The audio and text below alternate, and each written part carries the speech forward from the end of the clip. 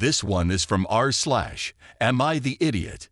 Am I the bumhole for refusing to sit next to my sister 26F and her husband 27M on the plane? Hi everyone. I feel a little bit like an bumhole right now, but I also think that I'm justified. I could use your opinions if that's true.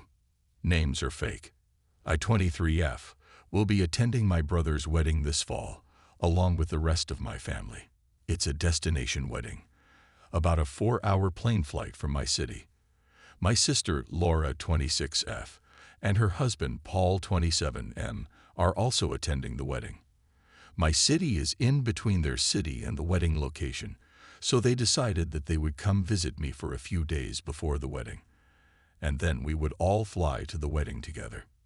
We were on the phone last weekend making travel plans, and Laura told me that she would book our flights together on the same reservation, and I could just Venmo her the cost of my ticket. I told her that wasn't necessary, and I could just book my own ticket, but she insisted that I allow her to do it, so that her, Paul, and I could all sit together. She then laughed and said, "Hope you don't mind the middle seat." I also laughed and asked her why I would be sitting in the middle. Wouldn't she and Paul want to sit next to each other? Laura brushed my question off and said, "Well, we both prefer the aisle and window seats. I'll guess we'll just have to fight it out when we get there." She said that she would text me before she bought the seats, and then we hung up. Here's the thing. I suspect that the real reason Laura and Paul want to sit on opposite sides of the row, with me in the middle seat, is because of their sizes. Laura has told me in the past that she doesn't like to sit next to Paul on planes because they can't both fit comfortably in their seats. She says that they usually pick separate rows and hope that their seatmates are smaller than they are.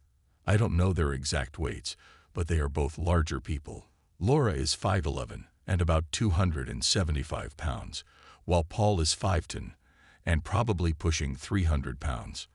I'm not tiny, but at 5'10" and about 160 pounds, I am much smaller than they are. I knew that sitting in a middle seat between them for 4+ hours would be a very squishy and uncomfortable experience for me, and I didn't want my space to be encroached on. So here's where I'm probably the bumhole. After we hung up, I went on the airline website myself and booked my own seat, an aisle seat, close to the front. I also purposely chose a row that already had its window seat booked, so that Laura and Paul couldn't buy the tickets next to me and pressure me into swapping later on.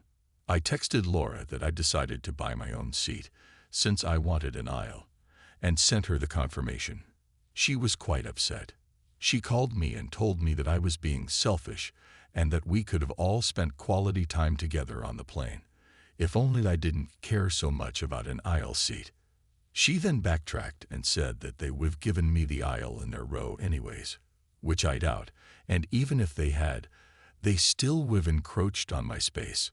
I told her that I just wanted to be comfortable, and she yelled, "Well, so did we," and then hung up. Our mom has since texted me and told me that Laura said that I didn't want to sit next to her on the plane because she's fat.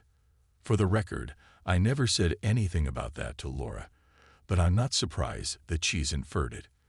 My mom says that I should have just sucked it up and sat in the middle for my sister's sake, since I already know that flying is uncomfortable for her and Paul. I really feel like an bumhole, but I also really don't want to have to sit with Laura and Paul. So, am I the bumhole here? Not the bumhole.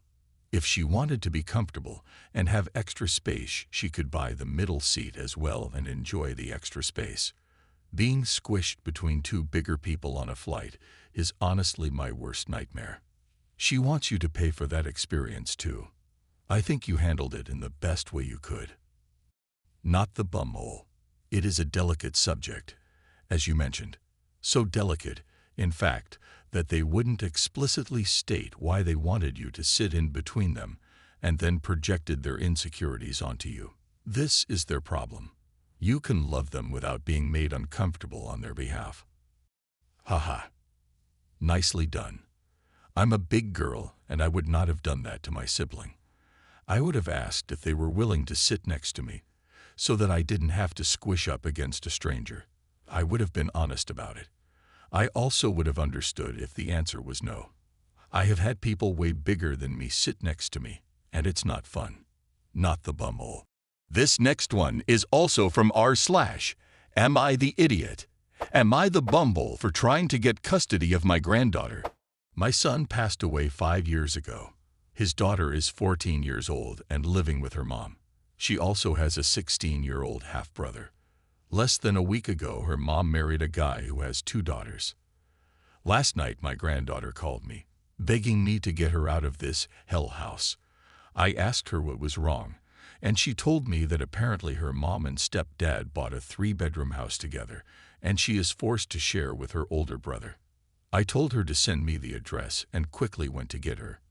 There I had a fight with her mom and told her that this is not right and my granddaughter should get her own room. She screamed at me that they can't afford it, and I told her that they shouldn't have married then. And she screamed that moving in together was their only option as they were both financially struggling. I told her that she is a crappy parent and she should have never had any kids if she couldn't provide for them. And she started crying and yelling at me, "What do you want me to do? Make them disappear?" I told her that I know what she needs to do. She needs to let me have custody so that at least one of these kids can have a good life. And I told her that I'm not really asking for her permission, and I'm gonna try to get full custody of my granddaughter whether she likes it or not. She called me a bunch of names and told me I can't do that, but I took my granddaughter with me and left. I'm planning to talk to a lawyer and see how I can get full custody, but she clearly thinks I'm a bumhole since she has been texting me nonstop. By the way, my granddaughter doesn't want to go back to her mom. Just based on how you wrote this whole thing, everyone sucks here. You are deeply underestimating how expensive the housing market is in most places. Yes, it would be ideal if they had a 5-bedroom house, but they don't. So they put the 2 kids from both families who know each other in each room. I'm not sure I'd want to share a bedroom with a 16-year-old boy either, but I can see the logic. The fact that you are screaming at her mother demanding something that is clearly unrealistic for the family. Best option would be the 3 girls in one room and the boy getting his own room. The whole situation sounds like you are all being toxic and not being willing to have a simple conversation. Custody is a huge leap from what you are sharing here, and I'm not seeing any evidence that you're any more stable than sharing a room with her half-brother. I think you were pretty harsh, saying she's a crappy mom because she struggles financially. I don't think any of that was helpful or should have been said. Do you think she struggled after the death of your son? All that said, I'm not sure what the laws are about shared rooms with opposite-sex siblings, if there are any. Does the situation suck? Hell yes, but unless there is actual abuse going on, you don't really have the right to yank her out. Soft, you're the bumhole, because I get where your heart is, but you were downright cruel to the mother without even trying to discuss the issue like an adult. Not the bumhole for letting her live with you.